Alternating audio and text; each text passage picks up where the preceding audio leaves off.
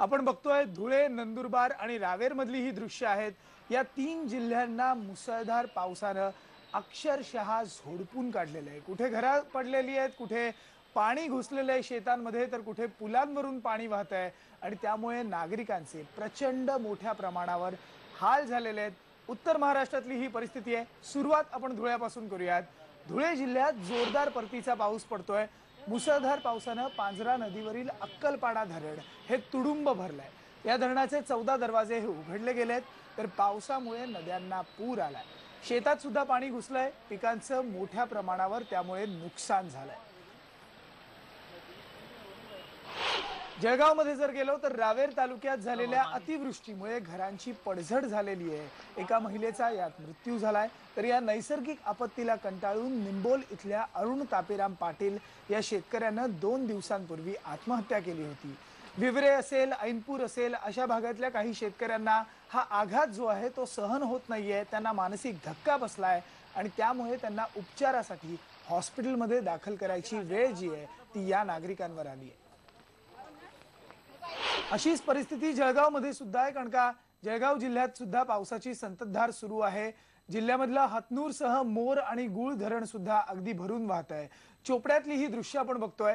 चोपडा तालुक्यात आतापर्यंत सरासरीपेक्षा 150% जास्त पाऊस झाला आहे आणि सातपुड्याच्या पायथ्याशी असलेलं गुळ धरण जे आहे ते पूर्णपणे भरलेलं आहे। त्यामुळे गुळ नदीला पूर आलेला आहे। नदी काठावरची हजारो हेक्टर शेतजमीन ही पाण्याखाली आली आहे। यात प्रामुख्याने केळीच्या पिकांचं नुकसान झालंय। केळीच्या बागा आपण दृश्य बघतोय, हे फोटो बघतोय, कशा या बागांचं नुकसान जे आहे ते संपूर्ण चोपडा तालुक्यात झालंय। माझं व्यक्तिगत 20 लाख रुपयाचं 20 ते 22 लाख रुपयाचं अंदाजे नुकसान झालेलं आहे आणि माझ्या शेतकरी बांधवांचं तर हजारो लाख रुपयाचं म्हणजे काही शेकडो कोटी रुपयांचं नुकसान झालेलं आहे। आणि त्यातून मी सरकारला फक्त एकच सांगू इच्छितो की AICच्या माध्यमातून असो किंवा कुठल्याही इतर भरपाई नुकसान भरपाईच्या माध्यमातून असो, शेतकऱ्यांना काहीतरी दिलासादायक बातमी सरकारने द्यावी आणि हे नुकसान भरपाई म्हणून नाही पण किमान जे कर्ज आम्ही सोसायटी किंवा नॅशनलाइज बँकांच्या मार्फत घेतलेलं आहे त्या कर्जावर त्यांनी सूट द्यावी आणि त्या कर्जाचं व्याज सुद्धा माफ करावं आणि मुद्दल सुद्धा माफ करावं। त्याचबरोबर आम्ही ज्या पद्धतीने आमच्यावर MSCBचं जे आमच्यावर बिल आहेत ते बिल सुद्धा त्यांनी आम्हाला माफ करावे। त्याच पद्धतीने ज्या इतर सवलती देता येत असतील आमच्या मुलाबाळांना त्या द्याव्यात। आपण पाहिलं नेमकी काय व्यथा आहे उत्तर महाराष्ट्रात। उत्तर महाराष्ट्रात अतिवृष्टीमुळे झालेल्या याच नुकसानीबद्दल बोलण्यासाठी आपल्याबरोबर आहेत नाशिक स्टुडिओमधून चोपड्याचे पंचायत समिती सदस्य डॉक्टर चंद्रकांत बारेला। सर, स्वागत आहे तुमचं IBN लोकमतमध्ये। डॉक्टर बारेला, खूप विदारक नुकसान झालेलं आहे चोपडा तालुक्याचं, दृश्यांमध्ये आपण बघू शकतो, पण काय नेमकी आणि किती नेमकी ही गंभीर परिस्थिती आहे? यावर्षी चोपडा तालुक्यामध्ये मोठ्या प्रमाणावर पाऊस झालेला आहे आणि त्यामुळे हतनूर धरण, गुळ धरण आणि अनेर धरण या तिघ धरणातनं ज्यावेळेस एकाच वेळी विसर्ग केला जातो, ज्यावेळेस त्याचे दरवाजे उघडले जातात, त्यावेळेस तापीच्या परिसरामध्ये विटनेर असेल, सनपुले असेल, त्यानंतर दोनवाडे आहे, विचखेडा, धुपे आहे, या गावांमध्ये सगळ्यात मोठ्या प्रमाणामध्ये नुकसान होतं। शेतकऱ्यांच्या डायरेक्ट शेतांमध्ये पाणी घुसतं। केळी असेल, कापूस असेल, याच्यात मोठ्या प्रमाणावर नुकसान झालेलं आहे। त्याचप्रमाणे यावर्षी गुळ प्रकल्पामध्येही चांगल्या पद्धतीने पाणी अडवलं गेलं आणि परतीचा मान्सून ज्यावेळेस आला त्यावेळेस मोठ्या प्रमाणावर जो विसर्ग झाला, कुठल्याही पद्धतीची शेतकऱ्यांना त्याची जाणीव दिली नाही, लोकांना कळवलं नाही। त्याच्यामुळे शेतकऱ्यांचं त्याचप्रमाणे सर्वसामान्य जनतेचं खूप मोठं नुकसान झालेलं आहे। हजारो हेक्टर जमिनीवरचं केळी या ठिकाणी आज पाण्यात गेलेली आहे। पूर्ण शेत आज पाण्यात वाहून गेलेली आहेत आणि आज सुद्धा तिथं दिलासा देणारं कोणी नाही, कारण की चोपडा तालुक्याची टोटल जी सरासरी आहे ती 691 असताना आज तिथं 1108, आजच्या तिथीला 1108 मिलीमीटर पाऊस पडलेला आहे। आणि एवढं असताना आज शेतकरी डोक्याला हात लावून बसलेला आहे, कारण की त्याच्या समोर आज खूप मोठा प्रश्न आहे। दरवर्षी नुकसान होतं, कधी चक्रीवादळातनं होत असेल तर कधी अशा पद्धतीच्या पुराच्या परिस्थितीतनं असं नुकसान होत असेल, परंतु त्याला आज कोणत्याही परिस्थितीमध्ये त्याला मोबदला मिळत नाहीये। त्यांना म्हटलं जातं की इन्शुरन्स काढलेला आहे, परंतु इन्शुरन्स हा ठराविक कालावधीसाठी दिलेला असतो। त्यांना म्हटलं जातं की या परिस्थितीमध्ये एवढ्या कालखंडामध्ये जर तुम्हाला कमी तापमान असेल किंवा वारे वाहत असतील तर तुम्हाला इन्शुरन्स मिळेल, पण त्याच याच्यात वारे निसर्गाच्या पुढे आपण जाऊ शकत नाही आणि अशा ठिकाणी निसर्ग कोपलेला आहे आज आणि अशा वेळेस शेतकऱ्यांचं खूप मोठं नुकसान झालेलं आहे. ही जरा केळीची परिस्थिती, परंतु त्याचप्रमाणे ज्वारी सुद्धा आज काढवणलेली आहे. त्याचप्रमाणे आपल्या मका आहे, मक्याचं नुकसान आहे. आमच्या हातात तीळ आज आलेली नाही. मुगाचं उत्पादन आम्ही दरवर्षी घेतो, त्याचं सुद्धा नुकसान आहे. मोठ्या प्रमाणात यावर्षी सोयाबीनाची लागवड शेतकऱ्यांनी केली होती, परंतु सोयाबीन सुद्धा आज पूर्ण शेतात पूर्ण सडून गेलेला आहे. बरोबर, पण डॉक्टर, प्रशासनानं नेमकी काय खबरदारी घेतली होती का? प्रशासनाचे अधिकारी किंवा लोकप्रतिनिधी हे त्या ठिकाणी पोहोचले तरी होते का? ही सगळी विदारक परिस्थिती झाली, पण प्रशासनाने काही केलं होतं का? आज ज्या शेतकऱ्याच्या शेतात पाणी घुसलं, तो शेतकरी सर्वात आधी त्या शेतामध्ये बघायला जातो की पुराच्या परिस्थितीमध्ये त्याने उगवलेला, त्याने वाढवलेला, त्याचा आज तोंडातला घास हिरवताना त्याला जे दुःख होतं, तो प्रत्येकाला फोन लावतो. तो कृषीच्या अधिकाऱ्यांना फोन लावतोय, तो मंडल अधिकाऱ्यांना फोन लावतोय, तलाट्यांना फोन लावतोय, तो लोकप्रतिनिधींना फोन लावतोय, परंतु या ठिकाणी त्याचा आवाज ऐकण्यासाठी कुणीही आज उपस्थित नाहीये. आज पाऊस पुरामध्ये वाहून सुद्धा तिसऱ्या चौथ्या दिवशी सुद्धा आजपर्यंत त्याच्यापर्यंत अधिकारी पोहोचलेला नाही, त्याच्यापर्यंत कुठलाही लोकप्रतिनिधी पोहोचलेला नाही. आणि त्याच्यामुळे आज शेतकरी खूप मोठ्या विवंचनेत आहे की मला आधार देणारा कोण आहे. आज ज्या बळीराजाला आज सुद्धा कुठल्याही पद्धतीचं आज आश्वासन नाही.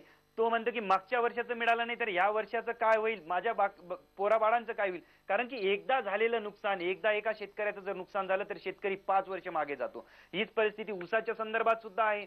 आणि या संपूर्ण क्षेत्रामध्ये आज जो हाहाकार वाचलेला आहे, निसर्गाचा जो कोप झालेला आहे, तर आज माफक अपेक्षा शेतकरी करतोय की याला कुठेतरी ओला दुष्काळ जाहीर करा. लोकप्रतिनिधींकडून अपेक्षा करतोय की तुम्ही आमच्या दुःखावर पांघरून घाला. आज आम्हाला कुठेतरी आमचं शेताचं जे नुकसान झालंय त्याला खूप मोठं काही नाही, पण काहीतरी आम्हाला त्याची फुल ना फुलाची पाकळी तरी आम्हाला त्याचं नुकसान भरपाई मिळाली पाहिजे. बरोबर, याच संदर्भात बोलायला सध्या आपल्याबरोबर आहे आपली नाशिकची ब्युरो चीफ दीप्ती राऊत. दीप्ती, आपण बघतोय काय नेमका प्रकार आहे, पण प्रशासन कुठे आहे, लोकप्रतिनिधी कुठे आहेत आणि प्रशासन मग नेमकं करताय तरी काय? नेमका विनायक हाच मुद्दा आहे, कारण आता जर का 600 मिलीमीटर पाऊस पडत होता, त्याची आकडेवारी प्रशासनातर्फे आणि राज्य सरकारतर्फे पुढे केली जाईल की तो दुप्पट पाऊस पडलेला आहे, त्यामुळे आमच्या हातात काहीच नाही, सगळं नैसर्गिक संकट आहे. मात्र जेव्हा आपण चोपड्यातल्या, जळगावच्या, नंदुरबार मधल्या शेतकऱ्यांशी बोलतो तेव्हा आपल्या लक्षात येतं की हे नुसतं नैसर्गिक संकट नक्कीच नाहीये. एवढ्या मोठ्या पातळीवरती देशामध्ये आपत्ती व्यवस्थापनाची चर्चा चालू आहे. चोपड्यासारखा तालुका आहे की जिथे एका बाजूला तापी नदी आहे, गुळ नदी एका बाजूला आहे आणि तिसऱ्या बाजूला अनेर नदी आहे. अशा प्रकारे 3 धरणं बांधलेली आहेत. 3 धरणांच्या कोपऱ्यामध्ये मध्यावरती सापडलेला हा प्रदेश चोपडा तालुका आहे. सातत्यानं त्या ठिकाणी धरणाचं बॅक वॉटर येतं, सातत्यानं पुराचं पाणी घुसतं आणि शेतकऱ्यांचं अतोनात नुकसान होतं. हे जे सर्व उत्तर महाराष्ट्रातले शेतकरी विनायक आहेत की एवढे तळमळतात, कारण सर्व कॅश क्रॉप आहे. मग सोयाबीन असेल किंवा केळी असेल, ज्याच्यासाठी 2-2 वर्षापासून लाखो रुपयाचं भांडवल शेतकऱ्यांनी त्या ठिकाणी गुंतवलेलं आहे.